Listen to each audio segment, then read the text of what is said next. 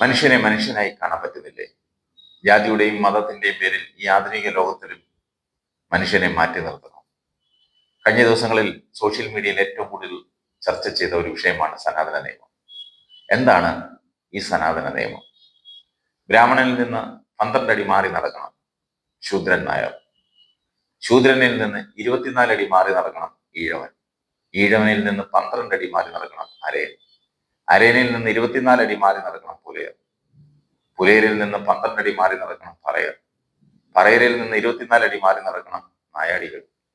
പട്ടിക്കും പൂച്ചയ്ക്കും പാമ്പിനും സഞ്ചരിക്കാൻ കഴിയുന്ന പൊതുവഴിയിലൂടെ ചണ്ടാളഗണത്തിൽപ്പെടുന്ന ഈഴവർ, പട്ടികവർഗക്കാർ ഉൾപ്പെടെയുള്ളവർക്ക് വിലക്ക് ഏർപ്പെടുത്തിയതാണ് സനാതനം.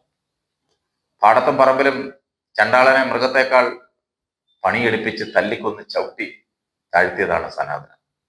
ചണ്ടാളനെ വിദ്യാഭ്യാസം ചെയ്യിക്കാതെ, അവനെ അക്ഷരാഭ്യാസം കൊടുക്കാതെ മാറ്റി നിർത്തിയ നിയമമാണ് സനാതനം.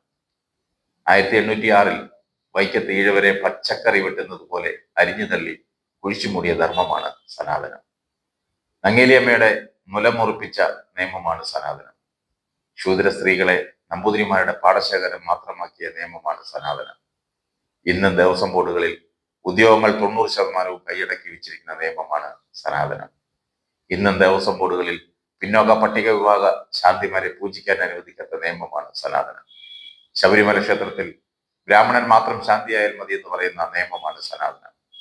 പിണറായി വിജയനോട് ചെത്താൻ പോകാൻ പറയാൻ BJP പ്രേരിപ്പിച്ച നിയമമാണ് സനാതനം.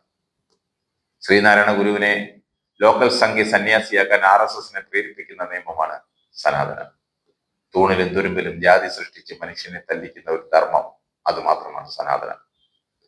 അതിനെ മഹത്വവൽക്കരിച്ച് പ്രപഞ്ചം മുഴുവൻ ഈ നിയമം ആണെന്നൊക്കെ സംഖ്യകൾ വാദിക്കും.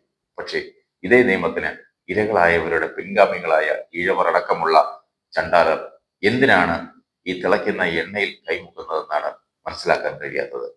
അടിച്ചമർത്തപ്പെട്ട വിഭാഗത്തിന്റെ പൂർവികരെ ദ്രോഹിച്ചത് ഇസ്ലാമോ ക്രിസ്ത്യാനിയുമല്ല, ഈ സനാതനം പറയുന്ന ഹിന്ദുത്വം തന്നെയാണ്. ഇന്നലെയും ഇന്നും ദ്രോഹമഴിച്ചു വിടുന്നതും അവർ തന്നെയാണ്. എന്നിട്ട് അവരുടെ പിന്നാലെ പോകുന്ന ഈഴവരെ സമ്മതിക്കണം.